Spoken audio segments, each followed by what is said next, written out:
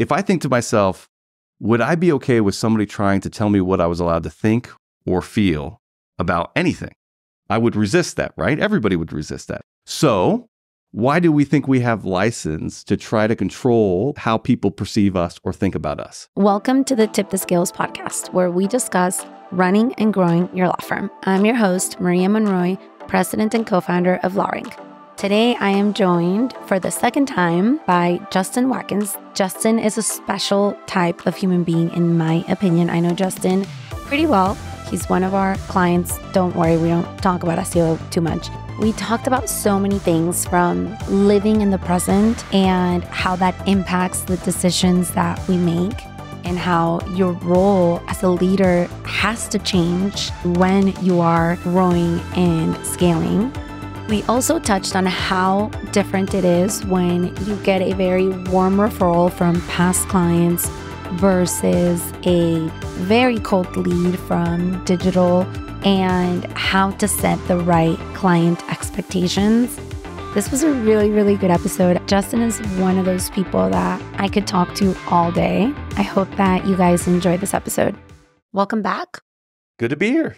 Yeah. Take two. Yes, take two. I hope you do better this time. Yeah, it's actually take three. We had to do two last time. I forgot about that. Yeah.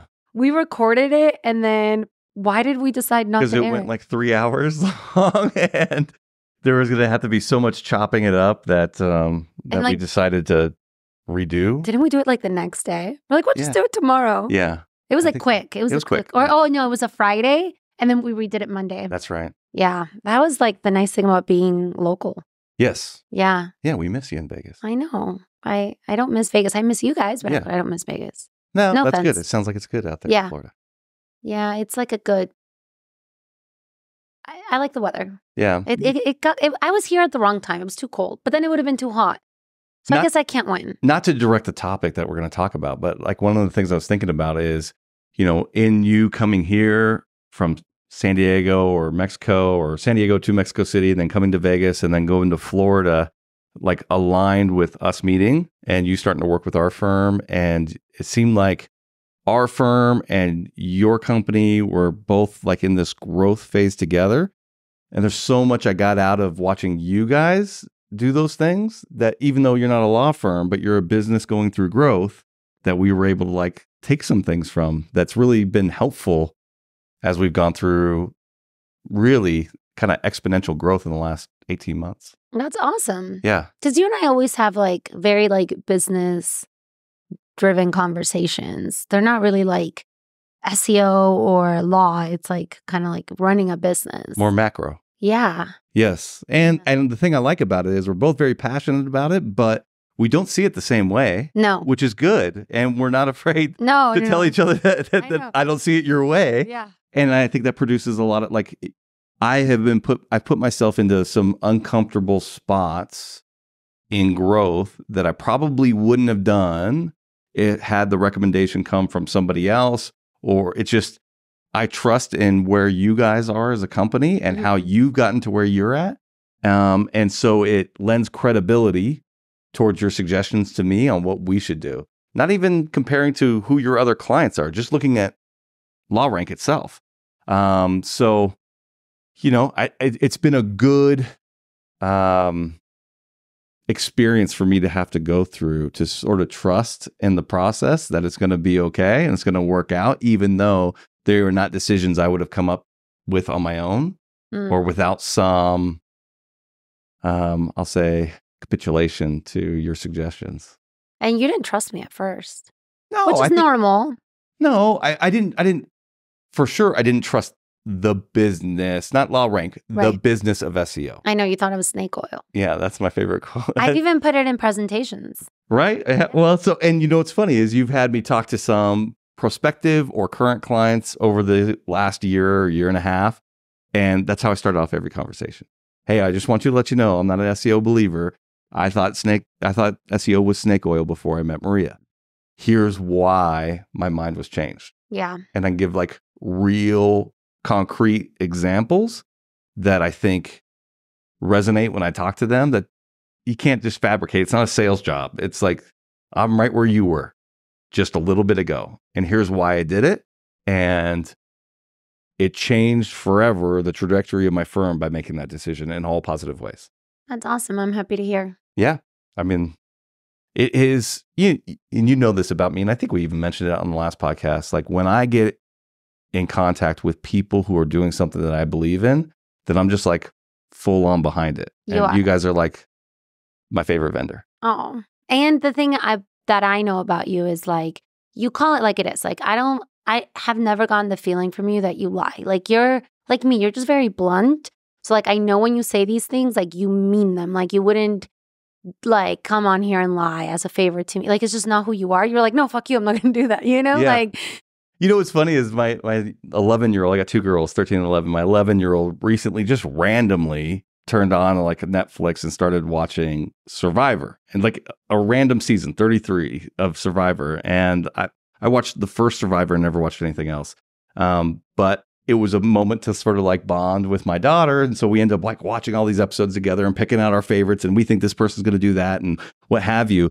And she asked me, she said, Dad, I think you would do really good on that show because you could do all these like challenges, right? All the physical challenges. And I'm an outdoorsman. And so like I have some survival skills. And I was like, I don't think so, because the political side of that, like lying to somebody's face and then going and doing something else and lying to other people and then telling maybe this one a half truth. At one point in my life, I would have seen that as like a strength of mine. Mm-hmm. And now it's absolutely something I'm unable to do. Like I just can't do it. And my life has gone so much better as a result of making that change within myself that I can't imagine going back to that, even to win, $1 million on a show. Like it does not, the give and take in that is not worth it for me. Joe Free talks a lot about this, like lying and why you shouldn't lie and like what that did for him. But it's funny because I've been trying to teach that to my children, because like one is really good at lying, the other one isn't. And I can tell when he's lying. And I try to tell him like, look, all you have is your word. Like at the end of the day, if we strip this world out of everything, like at the end of the day, like you're only going to have your integrity. And like, I'm an amazing fucking liar, but I don't do that. I don't use it, right? Because unless it was like some like crazy scenario that it's like a survival thing, but otherwise it's like I would never use my ability for like, why? Like it just doesn't align with my values. And I don't even know where I picked it up from. But I've been trying to teach that to them, like, it's just not good to lie.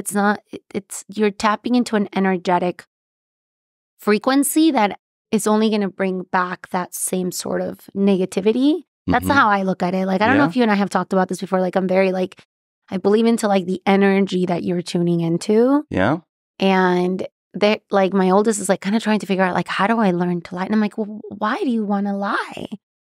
So I actually have a slightly different approach. I'm agreeing with what you're saying, but I would say like I have a slightly different approach. I mean, a lot of what was told to me as I was growing up, or not even by my parents, I'm going to say like institutional advice through schooling and college and law school was, this ultimate protection of your reputation. And I think reputation is a complete fabrication.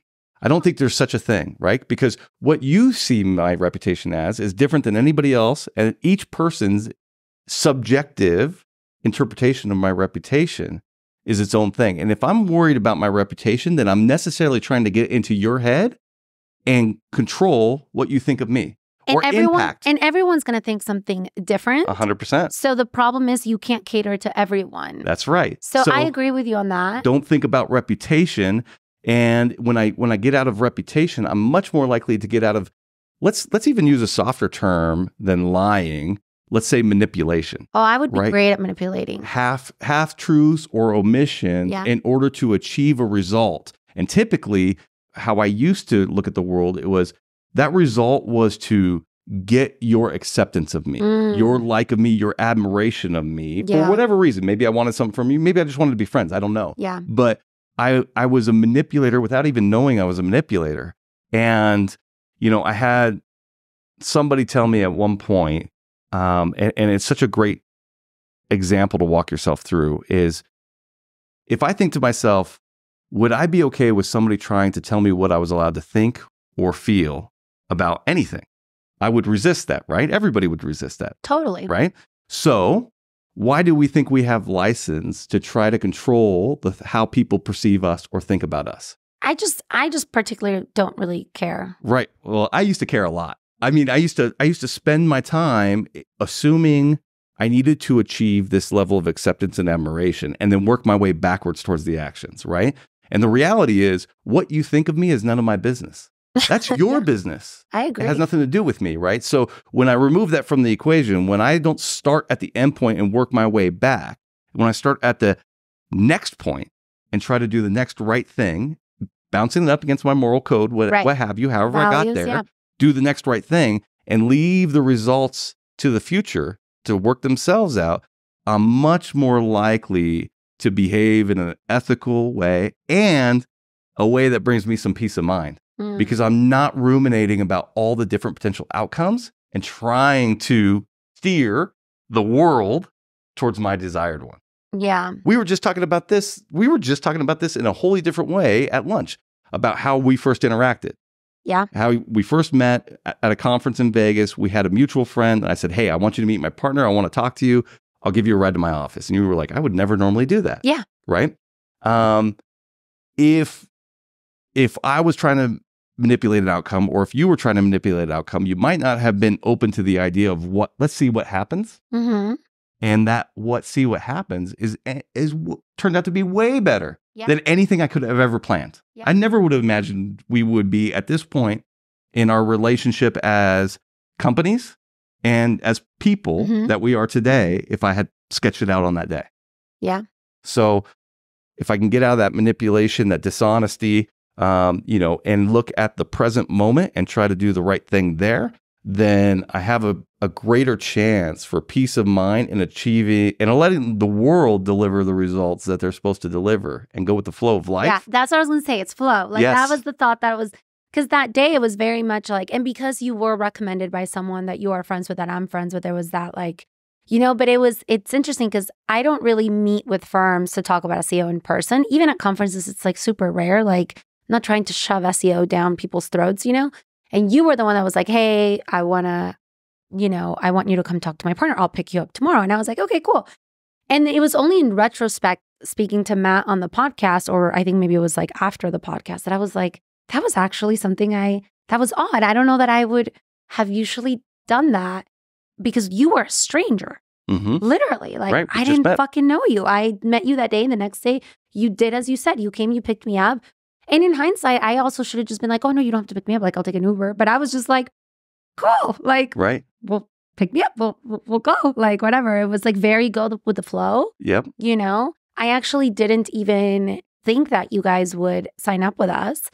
It was just very like, okay, you're this person's friend. You want to talk about this. Sounds like your partner's not on board, but I'll go. I'll do the best I can. It is what, kind of like, whatever happens, happens. And actually, Matt told me it was one of the reasons he went with us because he was like, I could tell that it wasn't like, you had to sign us. Like, you had to work with us. Like, you were like, this is how we do things. If it works, great. If it doesn't, and, it was like very like, no pressure, So bringing it back to the beginning of our conversation, I found that I have a little bit more credibility and impact on my kids when I speak in terms of that rather than you shouldn't lie because lying is bad. It just doesn't. So wait, okay. So let's I'm your child. What would you say?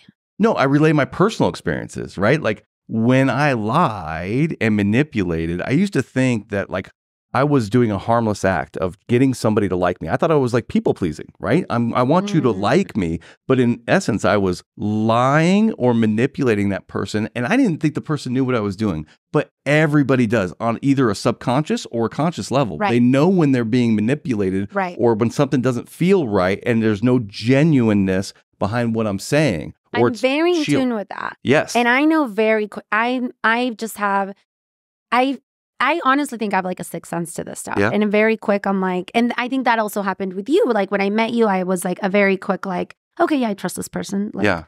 What, like, cool. Like, it was just very like, not even a conscious thought. It was subconscious. Yeah. That if I hadn't trusted you, I would have been like, wait, what are we going to do? Like, no, why don't you guys come here? Like, like just You know what I mean? Yes. So I'm like pretty open about my past and like the sort of the mistakes I had made and the way I thought and the way I viewed the world. And then I explained to them, like, once I gave up on those things and I stopped trying to be a chameleon to whomever I was around in order to get their acceptance and their inclusion and their accolades and admiration. The funny thing about it is when I stopped trying to get all that. Well, you're more magnetic when you do that. You get all of that as a result. You're way more magnetic. That is the word that I would use. And it's interesting because I don't know how to explain it to my kids, only because I don't feel, and maybe I did, but I don't feel like I had a period where I was necessarily being manipulative or lying or anything like that. To me, it's just always been very natural to be who I am. And if people don't like it, then people don't like it. And the way that I've always justified it internally is I don't like everybody. Mm-hmm. So why would everybody like me?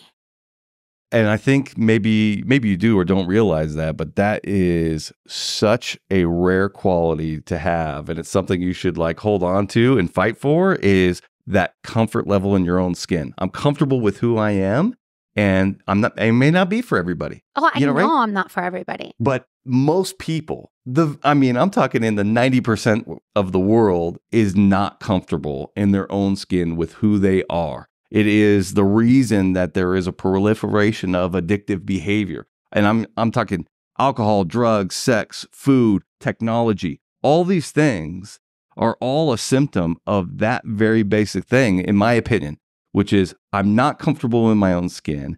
I need to try to control or manipulate my surroundings in a way that I feel comfortable or acceptance through others, their words, their admiration, or their actions.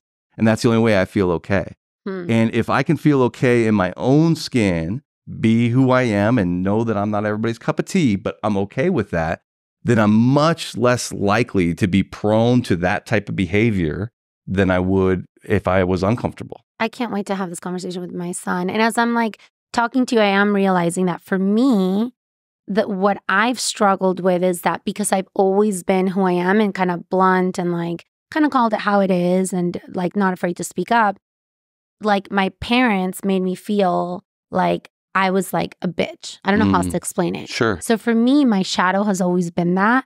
And I've always tried to like be okay with it. And then like one day, and it was funny, it was like having my daughter that made me realize, because she's like the sweetest little thing, but she can just be so assertive that it was like, oh my God, you can be both. And it was like, I almost felt like sometimes I just kind of saw myself like, oh no, I'm just only this. Like I'm only blunt and assertive and like what you could kind of put under like bitchy. But really, I'm not just that. And it was like almost like allowing myself to see the other duality. Like, no, I'm like an honest person and I'm kind and I'm loving. Am I that way with everybody? No, because if I don't know you, I'm not going to be that way. Does that make sense? So it makes a ton of sense. I'm right there with you. So I just want to be clear that it's not, because people are going to watch and like, I don't want to give the wrong idea of like, I was always like super comfortable with in my skin on every level. Like, I think that is the thing that has been the most difficult, and only because it was such a childhood thing where my parents were like, I would stand up to something that I thought would be unfair and they would say, you're the problem. So one of my favorite podcasts of yours that you did is the Sticky Note in the Glass Box podcast, and it's like that sticky note of, if you're assertive, you're a bitch, right? And it sounds like at some point you came to that realization, like, wait a minute. Yeah. I didn't put this sticky note here and I don't even believe it, right? And you were able to discard it. Yeah. I do think that, if we are able to do a self-assessment, typically along with another person who you're discussing this assessment with, and you are able to identify character defects that you have, bitchiness might be one of them. But every single character defect that exists, there is a corresponding character trait. It's just that I dialed the volume up too much. There is a quality that created, let's say, that bitchiness, right? That if I turn it down, there is leadership and assertiveness there that's totally a character trait. Totally. I've just dialed it a little bit too much. And there is nothing wrong with acknowledging that, sort of unfettered directness can be harmful to others. I don't need to do that. I can have people skills, but still be who I am. And now I've dialed that thing down into this wonderful character trait that I can use for the benefit of others. Right. So for me, it was like also like picking my battles. Like personally, it was like because I was okay going to battle every time, it didn't mean that I had to. And it's something that like for the past 2 years, I've been working with a lot where it's like, I just don't have to like, that's just not a battle that I want. Whereas like 10 years ago, I would have been like first one there, right? And also like one thing that for me helped, even like just talking it out with my friends where they're like, we don't see you as like just a bitch. Like, yes, can you be a bitch? Totally. And when we need one, we're calling you. But like, no, like, you know, so for me, that was like, and I think we all have a shadow, right? And well, I guess typically what they say is that your shadow is the thing that you don't accept or like you don't want to show. So for me, I don't know if it was a shadow because I was always like very, in a way, okay with it. But then it would make me doubt, like, am I not like the opposite of bitchy? Like, almost like I wasn't allowing there to be a duality where there was. You weren't allowed yourself to be transparently soft and I was being. Okay, I good. just wasn't seeing it. Oh, got it. It was almost like in my mind, because I was told that I was this way, that was like the major trait, when in reality, it doesn't come out unless it needs to. Does that make sense? Like, dude, I have like this own little personal theory on this, and this might sound crazy, but I don't know. I'm gonna say it anyway, right? We make so many decisions on how we're gonna feel or how we're gonna act or what we're gonna think based on things that we had no control over 30 years ago, childhood, all these childhood things, right? And my personal theory is, you know, as I've, you know, I'm getting a little older now and I have parents and grandparents who have passed now over the last several years. And some of them, as they grew older, their memories began to fade. And one of the things that I noticed most was the last memories to go were those childhood memories. Like my grandma, when she was like 97, like had forgotten, you know, that she was married, that she had kids, but she was one of 11 kids that could recite all her siblings' names, right? Like she knew them. And my idea behind that is, if you want to know why those memories are so core, all you have to do is like observe it. Let's say a 5-year-old and their adult parent at the airport, right? They're walking through the airport, they're getting ready to go somewhere, and what do you see? Almost invariably, the 5-year-old's eyes are up and they're like, holy shit, look at all of this, right? They smell everything, they hear everything, they see every light, they're trying to touch everything, right? They are in touch with all of their senses. Their senses are alive. That's how they get sick. Right? The parent is up in their head, eyes down, like, okay, I got to make sure I got the passports, I got the plane tickets, I got the baggage. Where's the baggage? Where's my son? Where's that? What's going on? Stop touching that. You're right? Get Let's sick. get to the counter. Are we in the right lane? What gate are we going to? Right? They are in touch with none of their senses, almost none. They're all dull. So, of course, the memories that are generated from somebody who's absolutely soaking in all of their senses, right? Versus the memory, like, that person, that adult is going to remember very little about that day at all. And there's some days I'll go through and my wife will be like, how was your day? And I'm like, I have no idea. Like, I don't even remember, right? Because I have not had the chance to really be alive to my senses. Like, I have not, I'd say, raised the gaze, right? I have not like taken in my surroundings. I have gotten into this routine. I go here, I do these things, whatever pops in front of me, I address that and handle it and move on, right? And so, you know, when I'm in those moments, I try to like tell myself, see the world through the eyes of a 5-year-old, right? We have this wonderful park across the street. You didn't live too far from here, but there's a park across the street from my office. And like, if I have a long phone call, like I will try to like throw it on the AirPods and walk across the street and do a lap because I love the trees, I love the grass, and I'm much more likely to like be in tune with some of my senses. Yeah. If that happens. Now, that's my own crazy little sort of thought process. I think it makes way more sense. They're just, the memories become more vivid because you're not in your head. And it's happened to me where I will like drive past something or walk past something that I've walked or driven through like a gazillion times.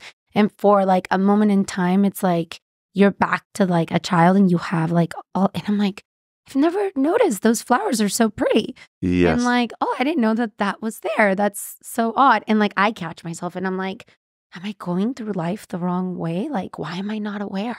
So if you are able to get in tune with your senses and you are able to kind of find that peace in the present, right? I believe I believe living and ruminating in the past is full of like regret and resentment, and living in the future is full of like anxiety and fears. Which is, I'm always in the future. Yeah. Which explains my anxiety. And if you could find that present, and the way you know if you're in the present is if you're in tune with your senses. You can't be anywhere else if you're in tune with your senses, right? Interesting. I'd never thought of it that way. Then when I come to these decisions, or when I come to these moments where I'm making a decision, it's much less likely that my 5-year-old or 7-year-old or 9-year-old or 12-year-old self is making that decision for me. And it's much more likely that I'm 44 right now, my 40-year-old self or my 42-year-old self is affecting that decision.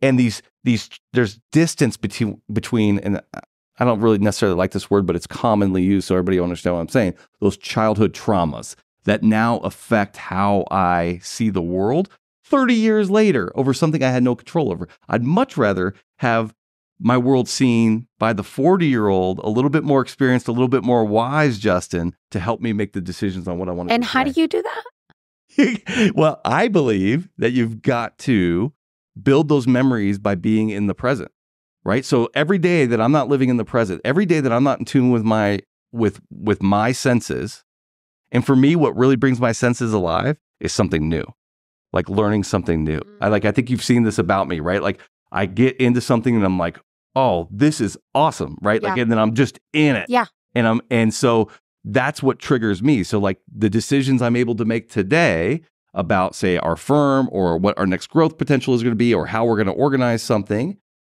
you and LawRank have an impact on that decision because I was really there when we did it, right? Like I was really part of it. I was engaged. I was receptive to your information. I was in a good place in my life where I was very like comfortable with who I was. I was comfortable voicing, maybe objections to some of it and having a discussion rather than, the 12-year-old me had fears that I was never going to make it, that nobody was ever going to know who I was, that I wasn't going to achieve anything great, right? And if that 12-year-old's voice drove what I did, it would be about title and finances and pedestals, and not about let's grow a firm in which my clients feel like it was one of the best things that ever happened to them. They walked in our door, and that the people who work here think it's the greatest thing that's ever happened to them, that I pushed them beyond any of the capabilities they thought they had, and that they've reached heights that they never thought they were going to reach before. Matt and ours favorite thing to do is like these end of the year reviews, and we give somebody a promotion, either financially, title, or both. It's just breaking the glass ceiling of anything that they ever thought they were going to get. And, this happened a number of different times where somebody has come home and they're like, my husband wanted me to stay home and I make twice as much as he does now, like I'm the breadwinner, and they just never thought that that was going to be a part of who they were, or that they were capable of it, or that there'd be opportunities. So, if the voice of Justin on the days that those decisions are being made is driven by somebody from the, in my 30s, in my 40s, when I was growing and working on myself intensely, then I'm much more likely to make better decisions and have a more fulfilled, peaceful day and today and tomorrow. Well, can I ask you something? Like, how do you think that cell phones, particularly social media, but even just like the text messages, impacts that? Because I feel like it kind of takes us out of like being present. 100% it does. Of course it does. You're like, no shit, Maria. Do you like, I don't know. I just want to hear your thoughts on that, because like it all sounds great until my phone beeps, right? There's things you can do about that though, right? Yeah, and I have a love-hate relationship with all those things too, right? And don't get me wrong, I don't get notified on social, but I don't need to, because I will go on there the moment this podcast ends. And, it's like, I would say it's like my most addicting thing. So like even when you were mentioning, like, I'm like, fuck, I have one of those. I'm addicted to social media to some extent. I mean, the real answer to that is if that's something that you really want to address, there's like a process I think you have to go through. You can't just say, I'm not going to do that anymore and think your way out of it. Your thinking is what put you into that position in the first place. Yeah. It's like it requires help. It requires, I think it requires some level of actual work with somebody else. professional or I otherwise. don't think so though. Because it's like, for me, it was like alcohol. Like, and although I know this comes up a ton on the podcast, but although I've never felt like I had like an addiction to it, like where it was like destroying my life, but even just the craving of it was such an issue for me, just because I don't like anything that I feel like controls my life. And just even like being like stressed at the end of the day and being like, I need a drink, even one drink. I just didn't like that. And I just had to like slowly break it. And I have broken it. Right. And I'm not saying I don't drink at all, but I'm not dependent on it. I could go to a dinner and not drink and be perfectly okay and not even give it a second thought. Whereas the first few times, the whole time, all I could think of was, I want to fucking drink, So my question to you would be whether or not, if you looked in your past unbiasedly, if the time that you stopped drinking, did it escalate any sort of addictive behavior somewhere else? No. Right? Well, if you're addicted to your social media, maybe it did, but... No. I was already... I mean, social media has been... Social media is just an ongoing thing. Like, even like... And then what I ended up doing... And I mean, I use the word addiction. I mean, I don't know how addicted I am. Yep. I think it's an issue, but I don't think it's like a huge issue. Like, I sometimes work all day and don't touch it till the end of the day, right? But even like pre-working at LawRank full time, I was on social all the time. And what I ended up doing was, if I'm going to be on social all the time, I'm just going to create a Maria LawRank account and at least have it be productive. Mm-hmm. So like most of my time I'm living under that account, which isn't as fun as my other account. But at least I feel like it's productive because I'm seeing what lawyers are posting. So I try to do something good with it, but it's still to this day, like it'll be 6 p.m. and I'm like scrolling through my phone and my kids are like jumping around and my husband's like, Maria, like put your phone away, right? Like this totally happens. Yep. And I think part of it too is just a habit of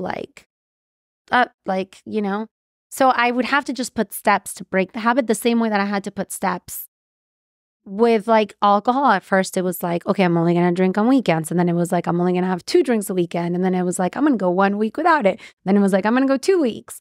And then it was like, I'm going to go 7.5 weeks. And then by then the habit was broken. I would say that your experience with that is probably one of the unique experiences. My experience is most people cannot work them on their own power alone, work themselves out of addiction. They may be able to cross-addict. I don't think it was like a super... I get what you're saying. I don't want to even use the word addiction because when I say addiction, people think I was an alcoholic. And Behavior then. I wasn't. It was just a habit that I had created. And I think because it is addicting, and Matt and I actually talked about on the podcast, it creates like a stress and you want to drink to release the stress, but it's all the drinking that's creating the stress. And I definitely was like in a vicious cycle. And a lot of it was circumstantial, like COVID, moving to Mexico where everybody drinks all the time. It was socially acceptable in ways that I would argue in the US aren't. So, and it was never a problem, like ever. Like I was never blacking out or, having like in my day-to-day life, I probably wasn't having more than 2 drinks a day. But to me, I just, again, didn't like it.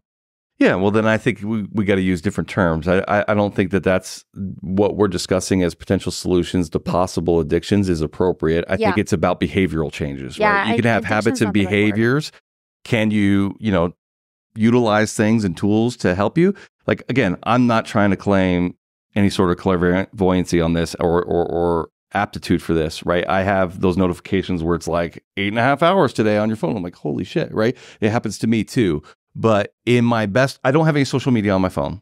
It's all off, right? That's number one. So how do you access social media? On my computer. Even Instagram? Yep.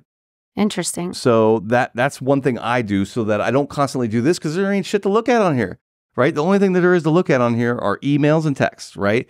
So it's much less likely that I'm going to go here for my answer for boredom or escape, right? This is not going to be it unless I'm going to watch like a Netflix or something on my phone. I do have like Netflix and Max on here. I will watch movies if I go to pick up my daughter and I got an hour and a half before she's going to be done with her shopping at the mall with her friends. Like that literally happened yesterday, and I watched an episode. Yeah. So I get that, but for me, in the best moments, in my most, I think, healthy relationships with technology, and I'm probably not even in that moment right now, but in my most healthy moments, I see this as a wonderful tool that I can utilize to maximize the amount of time I get to be present with my family. That's why I'm doing all of this, right? And so if I'm using it and I get home and I lay on the couch and my wife's laying on the couch and my kids are up in their bedroom and we're all scrolling through social media on our own, then I've misused it.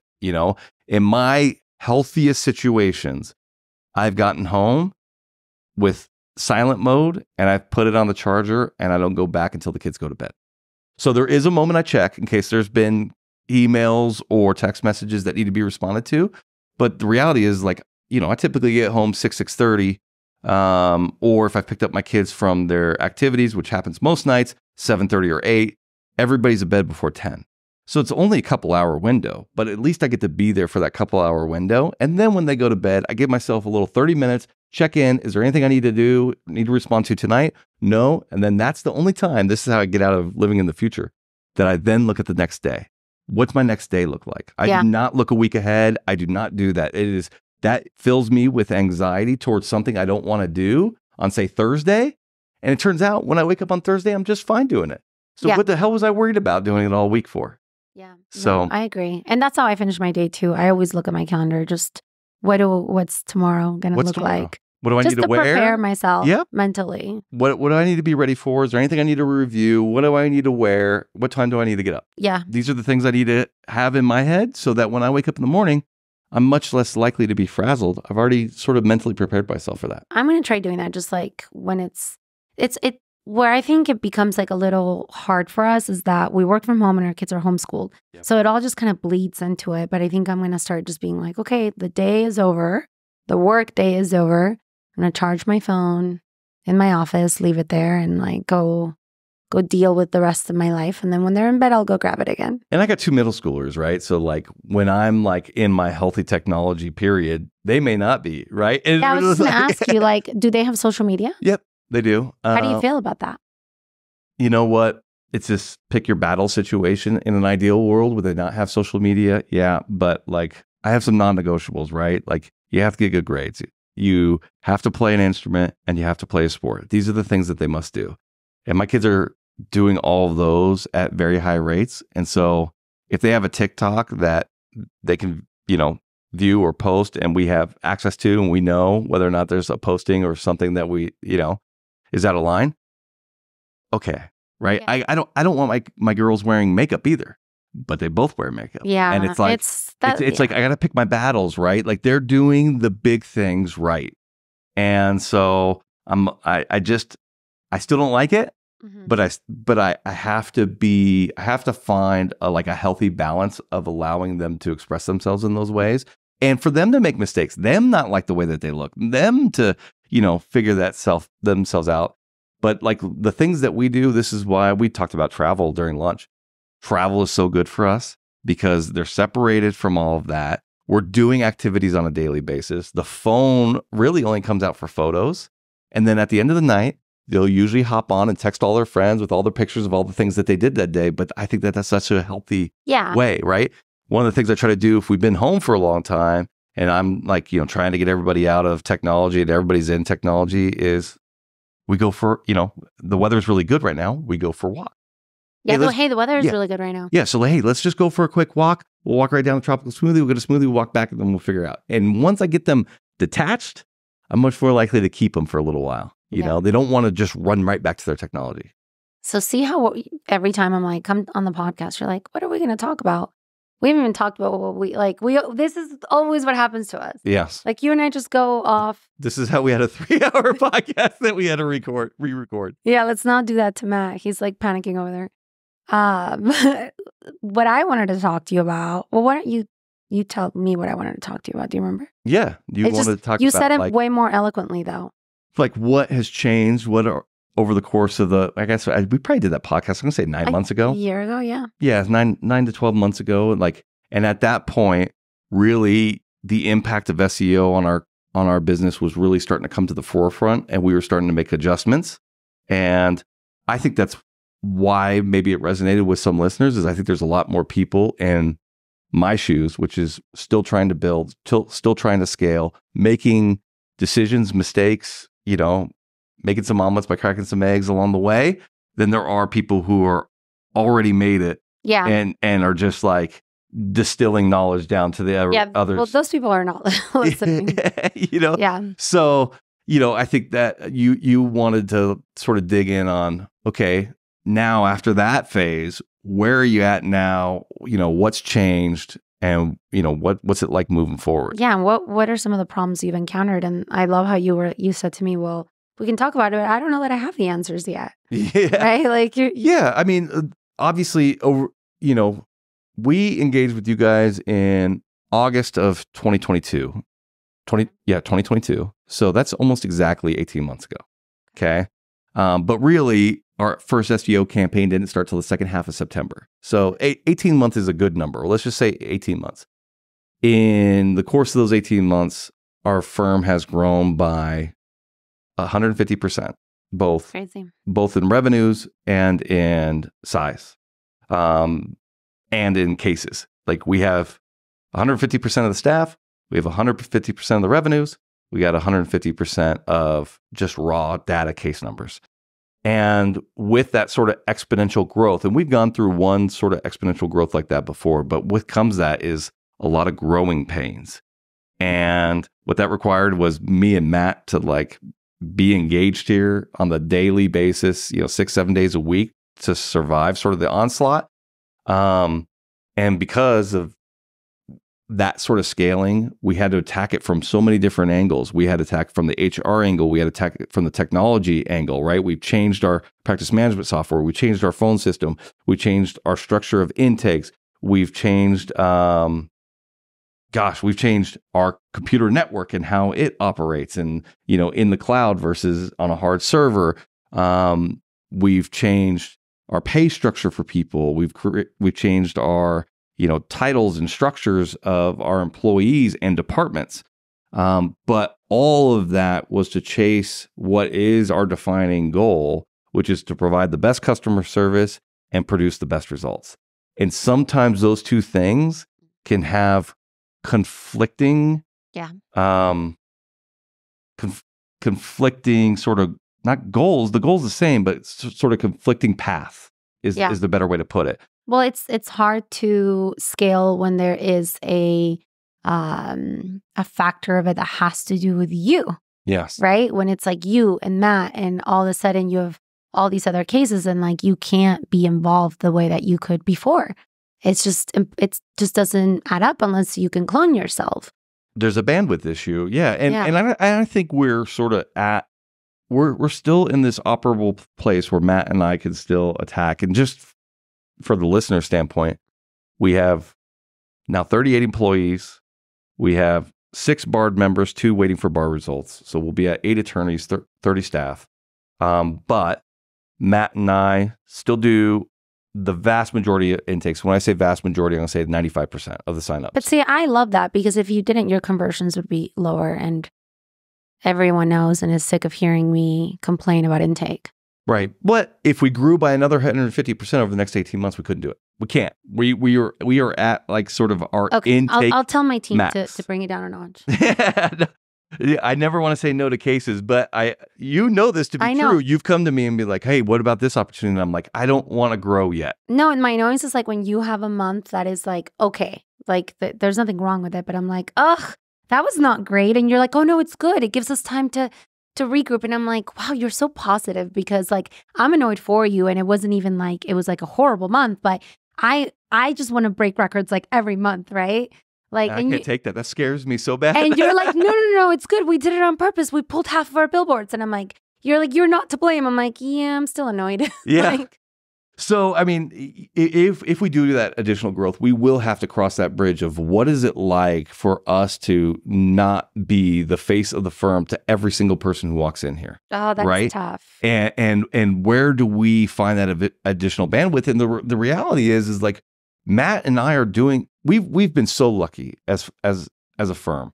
Matt and I knew each other for 10 years before we ever started a firm together. We were close friends. We remain close friends to this day. Troy, who I founded the firm with, was my best friend. We remained best friends until the day he died. And there is we have gotten to work together because we respect each other as lawyers and we respect each other as friends. And none of that has ever changed because of the finances. So I consider ourselves lucky. A big part of that is we have never made a decision on who we are going to work with based on what is best financially. We've done it based on what is best for us in what kind of lives we want to live and what's best for our clients.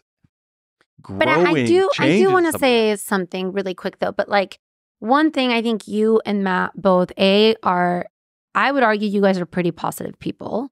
But I think that positivity has come from both of you going through shit and like doing the hard work. Yep. No doubt about it. No doubt about it. Because there are people that just don't see the world the way that you and Matt see it. And it kind of goes back to like somewhat the beginning of our conversation. I think that impacts it. For sure. I mean, if I was the guy who came in here and is like, somebody peed in my Cheerios every single day to Matt, like that wears on people. That gets old, right? Like nobody wants to be around that, especially not somebody who's supposed to be looked at to leadership in a firm. Like you want to have that positive outlook, and not to say that Matt and I sometimes don't get in the room, close the door and have a major bitch fest about everything that's going on, right? Like for sure we do. You're human. But that's part of the process, right? We don't do that to everybody else. We let it out to each other, and we can impact each other in a way and communicate with each other in a way that's like, but it's not all lost. Here's the good. Okay, now where do we go from here? He mentioned how you guys tend to balance each other out, like, which is funny because my husband and I are that way. And I thought of it more in like, oh, my husband. But then I'm like, oh, but I work with my husband. So we balance each other out in a business sense too. Like I'll be all riled up about something and like he'll be all positive and like trying to get me back, or the opposite, right? Which it's almost like we play devil's advocate, and it's like very like on purpose. Like, okay, I need to like give this some perspective. I think for Matt and I, it's just natural. Actually, it's naturally part of our interaction where, we just don't let each other spiral too manic or too depressive. Either way, right? Like I'm prone to let the excitement build in me and I'm all gas, right? And he's just like, hey, man, I don't know that that's where we need to be right now. Like we have so many other things we need to be focused on. And I know that like might interest you. Yeah, you're excited. But like we have other real things we need to address, Yeah. That happens with me and my husband. I'll be like, I want to go do this. And he's like, we're not doing that. Oh, I want to start other businesses and all that stuff. Me too. And he's like, well, we're not doing that. Like, yes. Or like it'll be very short lived where I have this idea and then like 10 minutes into it, we're both cracking up. Like, yeah, that's not going to happen. So like part of what's happened with that, with me and Matt and getting busier is we've been so lucky. This is where I was starting with that conversation is we've been so lucky that along the history of our firm, especially when Troy was here as well, is we got to do on an individual basis whatever we wanted to do in the firm, whatever our particular interest was at that time. And it shifted over time. So for a while, I wanted to do more litigation files and I wanted to do trials. For a long time, I wanted nothing to do with the courtroom and all I wanted to do was build the business and work on marketing, right? And I've been able to shift my focus and he's been able to shift his focus on whatever interests him at the time and has the passion, what he has passion for. When you grow and you grow at that rate, you don't get to make those choices, right? You have to address what is in front of you. Yeah. So I want to say a couple things about that. First, I think that's the best and coolest thing about being a business owner 100%. is the ability to change what it is that you do and that autonomy and that creativity and not having to ask anyone for permission, right? I think that is like the one thing more than the financial side of things. Like that is the one thing that I think is like the best, right? The second thing is like, when you've created a fire, even if it's a good fire, you have to put your attention on it. Like for me, what's happened a lot is like processes. And like, I fucking hate having to sit down and do processes, right? But I'm like, I have to, like, there's no choice. So there I am on a fucking weekend, like sitting down, like trying to create these or actually creating these processes, right? So I feel you. And I think that that is an issue with growth. But one thing I want to touch with you on, because I know for you guys, you're like very boutique and like you really truly, I know everybody cares about their clients, but like when you and Matt say it, like I fucking believe you. It's like if a loved one of mine had an accident here, I would feel like, and they were like, hey, we're going with Battleborn, be like, they're going to treat you like they're going to treat their family. Like I would be very okay with, like totally like 100%, right? And I don't always believe everybody that says that they are all about the client. But as you've grown and as you continue to grow, how do you still provide that level of service when it can't be you and it can't be Matt? Not always. I think that is the bridge that's currently under construction, right? We were open for 12 and a half years before we ever saw you, right? And you knew we did some, we did marketing, we did some radio, we did some billboards, we did that. And you created a great brand. And we had a regular stream, a predictable stream of growth. I mean, we were growing every year at a predictable, almost controllable rate. Yeah. And I had, you've seen the charts. I have the charts to show this is our path. And it was very comfortable in that growth to know that despite all the marketing opportunities we had, the vast majority of the cases that came into this firm were based on past client referrals. And when the past client referrals calling, they want to speak to Matt or me, who was the past attorney. Like my daughter has now been in an accident. I'm going to bring her in. They have our cell phone. They're texting us. And so it was a lot easier for us to provide that same level of service when you have somebody who you've already validated yourself to and they're already bought in. They already trust you 100%. They've been through the process and they are not scared about retaining you. When you cast a wider net for marketing, I'm no longer a validated lead. They can, this doesn't always happen, or I don't even say often happens, but they can come into that room like, I've done you a favor. I had all these billboards to choose from, and I chose you. And so that level of service and expectation has to be raised to meet that. And I will say one of the biggest struggles that we've had over the last 12 months where the growth really boomed was we were growing. We were trying to add people at a time when it was not easy to add good quality staff. It was very difficult. I think something has changed in the last 90 days, in my opinion. We put out an ad and we get quality resumes, but we weren't for the better part of 9 of the last 12 months. And so we were having a hard time adding. Everybody was overworked. Everybody was beyond their reasonable levels of work. And our clients were having heightened expectations because they weren't already validated leads. Yes, they weren't already validated. Yeah. And so for the first time, I felt like in our history, we were having, persistent is too strong of a word, but we were having regular conversations with clients in which they were dissatisfied with the level of service that they had gotten. And that was just new to us. It just never happened outside of your chronic malcontents. There's some people who are just upset no matter what. But to your point, how did we adjust to that? Like Matt and I made sure they had all of our cell phones. We were available for 7 days a week. We gave them the personal attention. I will personally handle your claim. You're not with a case manager. You just call me. Like I'm talking to the insurance company as soon as we hang up. But to your point, when you grow and scale, you've got to create the processes by which Matt and I don't have to come in and save the day. Can I ask you something? Do you think that maybe because before most of your leads were very warm, either like past referrals or somebody listened to your radio thing or, your show or the Matt on TV, or they really resonated with your brand. And if anyone wants to know what I'm talking about, listen to the other episode with Justin. We talked about that. Do you think that maybe you weren't setting the right expectations because they just trusted you, right? So they were like, if it takes 18 months or if it takes 6 months, or if they're telling me to do this or that, I trust them. Whereas now, I wonder if because they don't come to you, or not everybody, I'm sure a lot of your SEO leads they're not warm, right? They're coming in cold. Do you think that maybe if you set the right expectations from the very beginning as to what the process is going to look like, what they can expect, what is reasonable, what is unreasonable, do you think that would help? I think Matt and I have a very good grasp on delivering that at the front end on intakes currently, but of course that's shifted over time, right? There's a whole part of my intake process that I talk about now that has to deal with staffing and who your point of contact is. I never had to talk about that before. When we were small, whoever was assigned your case manager would become your paralegal if it went to litigation, right? You dealt with the same person all the time. And the relationships that were developed in that way were so close. I mean, they would come and bring gifts to our case managers, not even before their case was over, just because thank you for always taking my call, right? And I tell people that story now on intake. I say, listen, our goal is to provide you excellent customer service, but also delivering the greatest possible legal results. And sometimes there is a give and take there.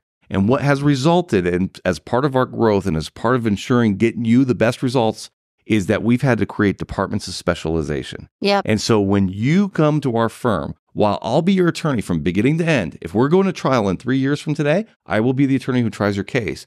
You will move from a different point of contact in each of our 5 major departments if you experience all 5.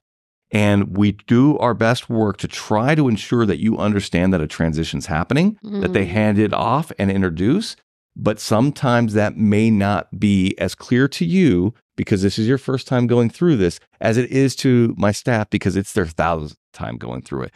So that is why I give you my cell phone and I write it right down there that if something doesn't seem right or you've lost track of who your point of contact is or who you should be communicating with, that you know you can always communicate with me. But here's how we're set up as a firm. And then I go through intake and I go through claims and I go through litigation and I go through accounting and I talk about how each of those works, what's the time period. And then I'm a data nerd. I give them very specifics. Average case life from the time that you're done treating, which is the part that we control, right? From the time you're done treating until you have a check in hand, on average over the course of the last 14 years is 257 days. Okay. I have some that I'm on year 4.5. I have some that I get settled before they're done with treatment. All I can tell you is that's the average. Average case life from the moment you walk into this room until you leave this room, add 100 days and then some onto that. So we're talking over a year is the average time from the time you walk in here to say hello and sign this paperwork until you walk in here and get a check. So those are the average expectations to be had. So you are setting expectations. Now, when it goes from case manager to paralegal, does the case manager do like a call to introduce the paralegal? Does the paralegal follow up with an email or remember I'm your point of contact? They actually call them back in and they meet with the paralegal. And it's still creating confusion? Well, you got to remember, like you and I are talking because you know this business and I know this business, right? This may be, a 70-year-old lady's very first time ever having retained an attorney and been in an accident and having to go through talking to their insurance company about the property damage, securing a rental car, going to a chiropractor or a physical therapist, right? Communicating with, now they're on their 3rd different person they're talking to at my firm. Because here's the other thing. As we're growing, right, I'm adding case managers and they have to hand case off, right? So it's like when I switch you project managers and you get mad. Oh, I didn't get mad. I didn't get mad. Don't say that. Don't put that out into the world. No, you think my project managers are watching this? Like you think they have the time to be watching this? I just have a specific affinity to my project. I know your project manager is amazing. Yes. And you got her back. She's amazing to us. And you got her back. Yeah. And I couldn't understand what I had done wrong in order to be handed off. But so as we're going through this growth phase, there may have been a client who had been handed off twice in the same department because of growth. That's happened to us. Yes. And so people get pissed. Now that experience is different, right? It's like, I don't even know who's handling my case. So they don't know who to call to update, right? And that new case manager has just got, they're drinking from a fire hose. They were just given 100 cases. And it's impractical to expect that they're going to go and touch every one of those cases right off the bat to the satisfaction of the client. So Matt and I took on a lot of that. Okay, you're getting handed 60 cases. 40 of those are mine. I'm going to send a text to these ones because I'm already on a texting basis with them. I'll put it in the system. You'll see it. I'm going to call a couple of these. I need you to call these ones. We tried our best. But that's crazy. I'm surprised you still took my calls throughout all this and would shoot the shit with me. I don't think I did. I think there was a dark period there for a little bit where I lost track of time. You're super responsive. When, Matt and I would walk in on some of those days and they're like, this isn't what we wanted. Like, this isn't a cool job right now. It's not fun. Is it getting better? Oh yeah. We've sort of crested, right? Okay, good. But that's why when you say, those numbers are good, I'm like, those numbers are fine. Those numbers are fine. I'm in a good place right now. You have to love how competitive I am. I know, but I just don't need another, I need a breather in case that happens again. I hope it happens again. I do not. I hope it happens in a more controlled way. I think now, assuming you don't go into other markets and stuff. You know me. I know. I think it will be more controlled because it's like that first initial, and I don't want to set the wrong expectations because I think a lot of people listening are like, this is exactly what Maria told me wouldn't happen. I know. Right? Yeah. And I tell everybody that you send my way, I'm like, Maria hates when I say this, right? And it may not be commensurate with your experience, but I can only tell you what happened to me. Because it's not always that way. I get it. It shouldn't Sometimes it's so much more gradual where, like, I can think of a firm right now that they were like 3 months ago, they were like 2 cases. Then it went to 4. Last month it went to 10. And it's like gradually, you know.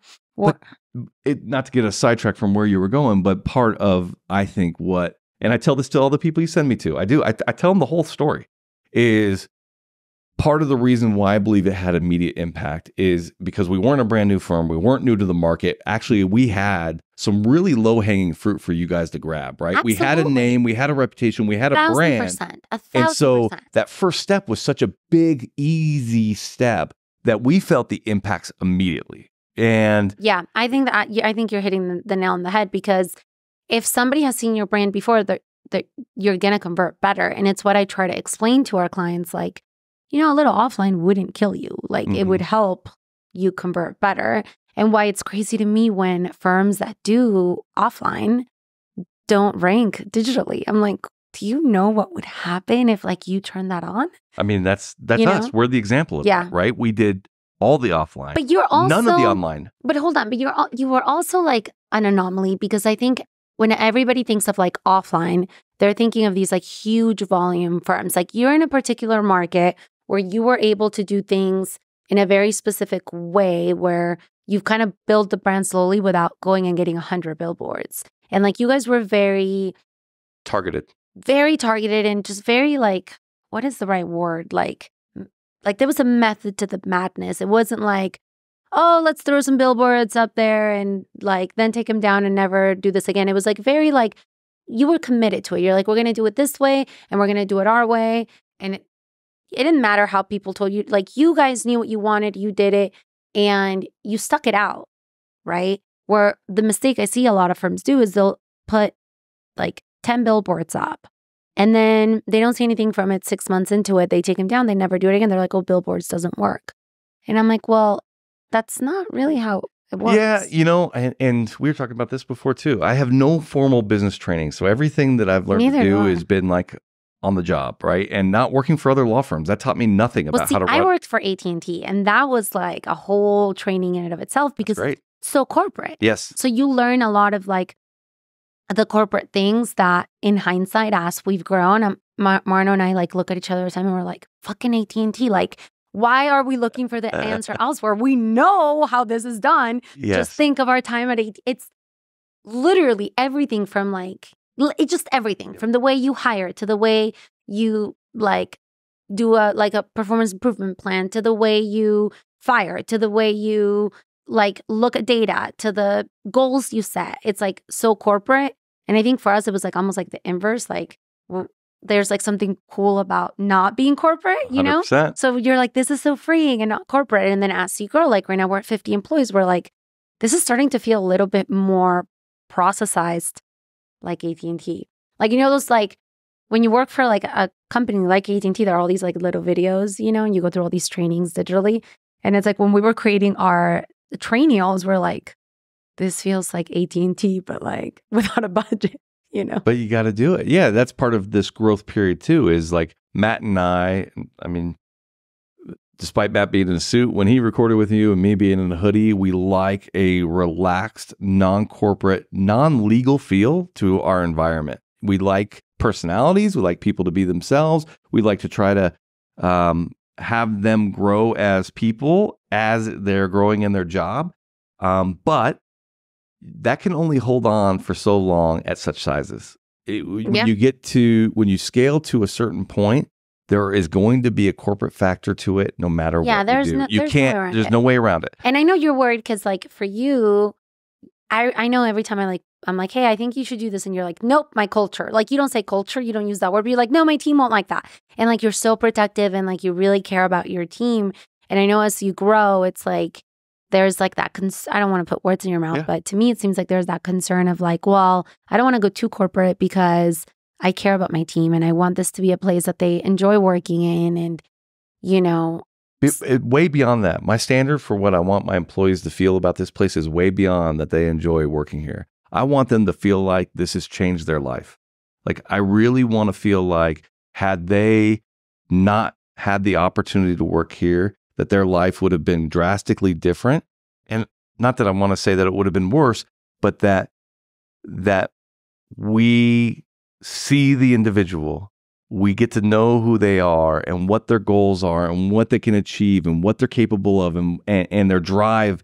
And if you've got it, we're here. Like, we will allow you to push yourself as far as you go. Not everybody's got it. The bigger we get, some people don't ever want to leave reception desk. That's just what they want to do. And if they're good at it, okay. Yeah, that's But fine. if I recognize like this hunger and this motivation to do these other things, I want them to feel like, thank God I found Battleborn because they allowed me to achieve these things that maybe in a more traditional corporate environment would have been off the table because I didn't have the right degree. Our CFO, who is the backbone of our firm, moved here from Hawaii when she was 19 to go to school to become an accountant at UNLV. She got pregnant, dropped out of school, and never finished. And she's our CFO. But did she start out as a CFO? I have to assume she didn't. No. What was she doing? Like a She was controller? a bookkeeper. No, she was a bookkeeper, controller, yeah. Before she was our first hire. She was part-time. She just came in to do our bookkeeping, And so from my perspective, that's the standard. That's why I'm so protective over it. But do you think that also translates into a better customer experience? For sure. I mean, Farah, our CFO, we talked about nobody's ever going to have as much passion for my business as I do. Right. She's right there. Battleborn is hers too, and she is totally bought in on it. She drank the Kool-Aid. When we're working those 7 days, me and Matt, she's working 7 days too, and then our next hire was her, everybody in Hawaii calls everybody cousin, but it's her actual cousin is our office manager now. And she started at reception and worked her way up. And, her first job before that was working at Costco. She never thought, she runs this office that you're sitting in right now. Farrah's not even here anymore. She's in our Henderson office. She runs this whole show. So those are the kinds of things and why I'm so protective. Part of scaling is I won't be able to get to know each of these people on an individual basis like that, right?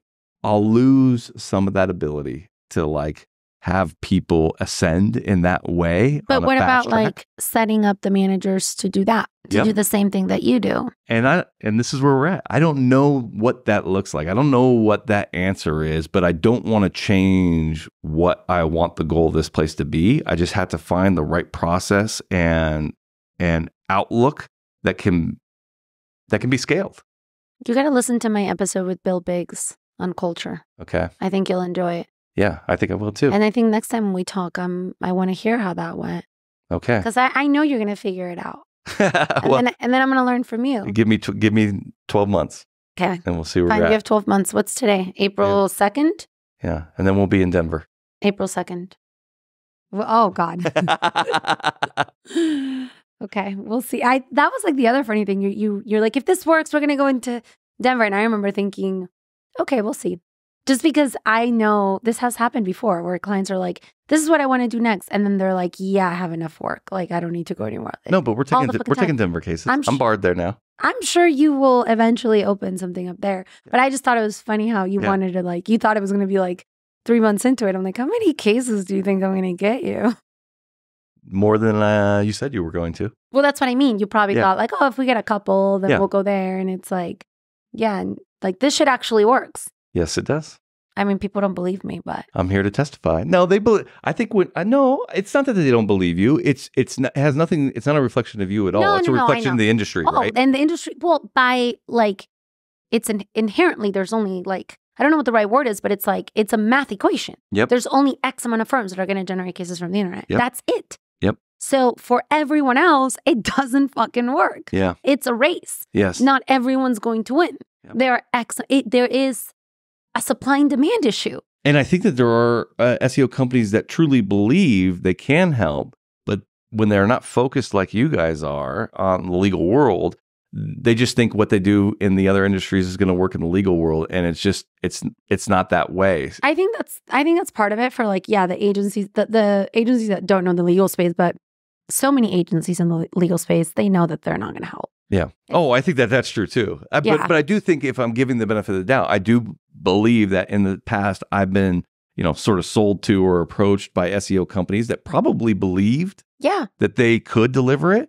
I ultimately, my experience prior to dealing with you guys, and I don't know if I even said this on the last podcast, is when I tried to engage, I only did it one time where we really engaged an SEO company, and it lasted less than 60 days because so much of my bandwidth was spent editing content. Oh yeah, we've talked about this. That I couldn't even be a lawyer anymore. I was an editor. Yeah, no. I mean, that's why all of our writers are lawyers, and so are our That's editors. why I said, you need to come meet my partner. Yeah. Once you told me that, I was like, wait a minute. Yeah, that's a big one. But I think what we're getting at in terms of like finding an agency, you need three things. They need to have the knowledge, because if they don't have the knowledge, they could have the next one, which is intent. Yeah. So they could have the intent, they want to do this for you, but if they don't know how are they going to do it?